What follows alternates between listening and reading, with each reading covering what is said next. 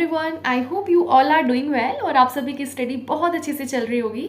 देखिए अभी आप लोगों का जो UP triple S C PET वाला एग्जाम आने वाला है, ठीक है। तो सभी को पता है अभी कुछ काफ़ी सारे स्टूडेंट्स तो ऐसे हैं जो कि अपना एग्ज़ाम को स्किप करने वाले हैं, नहीं जाने वाले। काफ़ी सारी गर्ल्स भी ऐसी हैं जो कि नहीं जाने वाली हैं क्योंकि एग्ज़ाम सेंटर आप लोगों का कुछ ज़्यादा ही दूर कर दिया है ना। तो ये वाली थोड़ा सा इशू तो है, बट देखो कोशिश करो कि अगर आप लोग जा सकते हो तो ठीक है, तो बिल्कुल जाना, क्योंकि काफ़ी सारी फिर जो वैकेंसीज़ वगैरह आती हैं, एक तो वैसी वैकेंसीज़ नहीं आती और जो भी आपकी रही सही वैकेंसीज़ आएंगी तो आपको पता है भाई जो vacancies UP triple S C PET के थ्रू आती हैं तो एटलीस्ट आपको उसमें बैठने का चांस मिल जाए, है ना। तो आप लोग कोशिश करना, अगर जा सकते हो तो वेल एंड गुड जाना, अदरवाइज फिर आप लोगों के जैसा भी आप लोगों को लगे, ठीक है। अब एक और चीज़ है, देखो जो काफ़ी सारे स्टूडेंट्स ना जो इतना डर रहे हैं, काफ़ी ऐसे लाइक इंस्टा पे भी स्टूडेंट्स के डाउट रहते हैं या फिर कुछ ऐसा रहता है कि मैम थोड़ा डर भी लग रहा है। कोई कुछ स्टूडेंट्स हैं जो कि बेसिकली फर्स्ट टाइम एग्जाम दे रहे हैं, जैसे कुछ स्टूडेंट्स ने तो एग्जाम दिया हुआ है पीईटी का, बट कुछ स्टूडेंट्स फर्स्ट टाइम एग्जाम दे रहे हैं, तो उस टाइम पे थोड़ा सा एक फोबिया होता है और ये बहुत बहुत ज़्यादा लाजमी है, ये हर इंसान को होता है। जो भी फर्स्ट टाइम एग्जाम देता है ना, थोड़ा डर लगता है यार, ओएमआर शीट कैसे भरेंगे, कैसे क्या करेंगे, कौन से क्वेश्चंस को पहले करेंगे, ये सारे बहुत सारे फोबियाज रहते हैं ना माइंड में। तो देखो सबसे पहले इसीलिए इसी चीज़ के रिगार्डिंग हमने आज इस वीडियो को बनाया है। पहली चीज़, एग्जाम में जाइए बिल्कुल चिल होके, ठीक है। कोई जरूरत नहीं है भाई टेंशन लेने की। अब आप ये सोचोगे एंड टाइम पे मुझे तो कुछ नहीं आता, है ना, तो उससे कोई फायदा नहीं है। उससे सिर्फ और सिर्फ आप लोगों को डिमोटिवेशन मिलेगा और कुछ भी नहीं मिलेगा। कुछ स्टूडेंट्स ऐसे हैं जो मतलब सोच रहे हैं कि भाई एग्जाम देने जाना है, बट स्टिल उनके माइंड में चल रहा है या मुझे तो कुछ नहीं आता, या मेरी तो तैयारी नहीं है, पता नहीं मेरा पेपर कैसा जाएगा, है ना। ये वाली चीज अपने माइंड से बिल्कुल निकाल के जाना। एडमिट कार्ड तो लेके जाओगे ही, है ना, सारे डॉक्यूमेंट्स तो लेके जाओगे ही, उसके साथ में ना कॉन्फिडेंस जरूर रख के लेके जाना, ठीक है। पॉजिटिविटी जरूर रख के लेके जाना अपने पास। सबसे ज्यादा काम आती वाली चीज एग्जाम टाइम पे। कुछ स्टूडेंट्स होते हैं इतनी ज्यादा उनको घबराहट हो जाती है, ऐसे पेपर देखते हैं तो ऐसा लगता है उड़ गया सब दिमाग से, है ना। कुछ होता है ना, इस तरह की चीजें होती हैं। भाई कोई जरूरत नहीं है आप लोगों ने टेंशन लेने की, इट्स अ एग्जाम, ठीक है। आप इसको आराम से चिल होके दो। अभी आपने जितना भी पढ़ा हुआ है, ठीक है। आप कुछ स्टूडेंट्स क्या होते हैं लास्ट टाइम पे यहाँ से भी कर ले, वहां से भी कर ले, चलो अच्छी बात है, जो आप लोग प्रैक्टिस सेट्स कर रहे हो वो लोग आप करते रहिए, ठीक है, क्योंकि रिवीजन होता रहेगा। लेकिन कुछ स्टूडेंट्स ऐसे होते हैं जो आगे आगे का तो पता है हम लोग पढ़ते रहते हैं, ये भी पढ़ लूँ, उस बुक से भी पढ़ लूँ, इस बुक से भी पढ़ लूँ, ठीक है, लेकिन जो पीछे का करते जाते हैं ना वो सब हम चीज गोल गोल गोल मतलब भूल जाते हैं।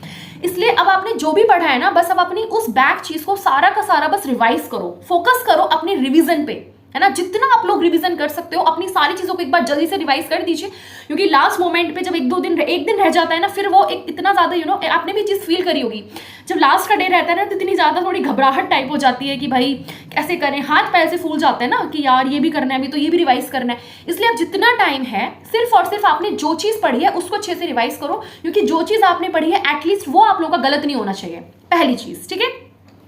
घबराना नहीं है, बिल्कुल चिल होके जाना है। हम पहले भी एक वीडियो में बोले थे, आज अगेन बोल रहे हैं, आप सभी शेर और शेरनी हो, ठीक है। आपका पेपर अच्छा नहीं जाएगा तो भाई किसका जाएगा, तो इसलिए चिल होके जाओ, ठीक, पहली चीज। अब दूसरी चीज मैं आपको बता दूं, एग्जाम में ना कुछ गलतियां आपको नहीं करनी है। एक तरीके से कुछ एग्जाम टिप्स हैं आप लोगों के लिए, तो इस चीज का थोड़ा सा ध्यान रखना। देखो इंस्ट्रक्शन मैंने वाली वीडियो भी कुछ दिन पहले बनाई थी, अगर किसी ने वो वीडियो नहीं देखा है तो लिंक उसका डिस्क्रिप्शन में है, आप लोग अच्छे से देख लीजिए कि आपको क्या क्या चीजें बेसिकली लेके जानी है। फोटोज लेके जाना है तो उसके पीछे साइन करने हैं, क्या करना है वो सब हमने उस वीडियो के अंदर बताया है, ठीक है। क्या वॉचेस अलाउ है या नहीं है। अभी कुछ स्टूडेंट्स से काफी सारे डाउट हैं, ठीक है, ओल्ड वीडियोस पे, पीईटी वाली वीडियोस पे, तो उसका जो भी रिप्लाई है हम उसको आज कर देंगे, ठीक है। आप बेफिक्र रहिए, आपके सारे डाउट्स हम लोग क्लियर कर देंगे, ठीक। अब इंपॉर्टेंट बात सुनिए अच्छे से कान खोल के, ताकि गलती ना हो। देखो जो लोग पहले भी दे चुके हैं, जिनको अंदाजा है, जिनको एक्सपीरियंसेस हैं, ठीक है, एग्जाम्स देने के, उनकी तो कोई दिक्कत नहीं, उन्हें सब पता होता है। लेकिन जो लोग बिल्कुल फर्स्ट टाइम देते हैं, ठीक है, जो फ्रेशर्स होते हैं स्पेशली, उनके लिए हम बता रहे हैं। सबसे पहले तो जो वहाँ पे वो इंस्ट्रक्शंस आपसे बोलेंगे, आपकी जो भी आपको शीट मिलेगी, आपको अच्छे से अपने एडमिट कार्ड पे हर एक चीज अच्छे से फिल करना है। ये सारी गलतियां मैं इसलिए बोल रही हूँ क्योंकि ये सारी गलतियां होती हैं, स्टूडेंट से हो जाती हैं, कई बार जल्दबाजी में हो जाती हैं, कई बार वो 3 का कुछ बना देते हैं, कई बार बहुत गलतियां होती हैं। लेकिन अगर गलती होती है ना तो इसमें लॉस आपका होना है। फिर आपके जो होता है ना कि भैया आप लोगों की जो मार्कशीट है, जो आप लोगों की बेसिकली कॉपी है, वो रिजेक्ट हो जाती है, वही आपकी खुद रिजेक्ट हो जानी है। तो ऐसी सब गलतियों से बचेंगे, आपको जरूरत ही ना पड़े गलती करने की। भाई बहुत आराम से देखो, जो आपको थोड़ा सा टाइम मिलता है स्टार्टिंग में, टाइम से आइए, जब भी आपको कॉपी वगैरह मिले, जब भी वो लोग बोलते हैं ठीक है कि भाई अपना स्टार्ट कीजिए या अपनी कॉपी फिल कीजिए, अच्छे से उसको फिल करो, एक बार नहीं 2 बार अच्छे से अपने रोल नंबर वगैरह देखो, जो जो चीज़ें उसमें लिखी है सब चीज़ें अच्छे से फिल करो। उसके बाद बिल्कुल आराम से चिल होके बैठ जाओ, है ना। पेपर आना है, पेपर आने के बाद होपलेस बिल्कुल भी नहीं होना। कुछ स्टूडेंट्स होते हैं बहुत ज़्यादा होपलेस हो जाते हैं, there is no need to B.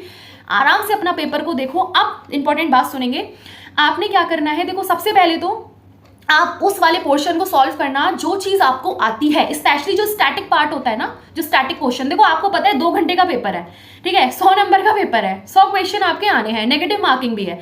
अब आपने क्या करना है भैया, सबसे पहले उस क्वेश्चन को आप लोग सॉल्व करेंगे, ध्यान से सुनना, जो आपको आता है, ठीक है। कुछ स्टूडेंट्स होते हैं, जैसे कुछ स्टूडेंट्स का होता है ना कि मैथ्स बड़ी अच्छी है यार, ग्राफ बड़े अच्छे हैं, हमें तो तालिका वालिका सब आता है मस्त अपना, है हम तो उन्हें करेंगे। देखो करने में कोई बुराई नहीं है, बट क्या होता है ना, ये जो मैथ्स वाले क्वेश्चंस होते हैं ना, बेशक किसी को कितना आता हो, लेकिन इतने ज़्यादा कई बार टाइम कंज्यूमिंग हो जाते हैं, कई बार हम आते हुए क्वेश्चन में भी इतना ज़्यादा फंस जाते हैं कि हमें पता नहीं चलता कि हमारा टाइम कब निकल गया।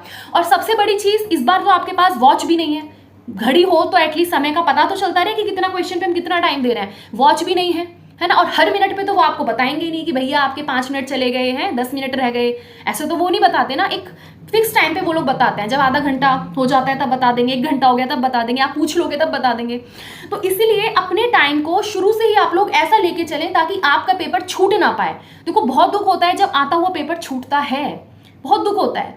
ये चीज़ मेरे साथ हुई है एक बार एग्जाम में, तो इसलिए मैं आप लोगों को बता रही हूँ, कोई चीज़ बस आपकी छूट ना पाए, प्लीज़ ध्यान रखना। पहली चीज़, जो चीज़ आपको आती है, जो चीज़ आपको अच्छे से आती है, आपको जीएस आता है आप जीएस करो, आपको हिंदी आती है आप हिंदी करो, ठीक है। आपको जो भी चीज़ अच्छे से आती है, आप सबसे पहले अपने पेपर को पढ़ेंगे अच्छे से, जो जो चीज़ आपको आती है अपने पेपर पे हल्का सा मार्क लगा लीजिए कि भैया इसका ये है, ठीक है। एकदम डायरेक्टली मत फिल करो, ठीक है, अपना करते चलो, लेकिन जो जो चीज़ आपको सबसे अच्छे से आती है सबसे पहले उन्हीं क्वेश्चन को आप लोग सॉल्व करेंगे। उसके बाद थोड़ा वैसे क्वेश्चंस करेंगे जिन पे आप लोगों को थोड़ा डाउट सा रहता है कि चलो ठीक है, ठीक है।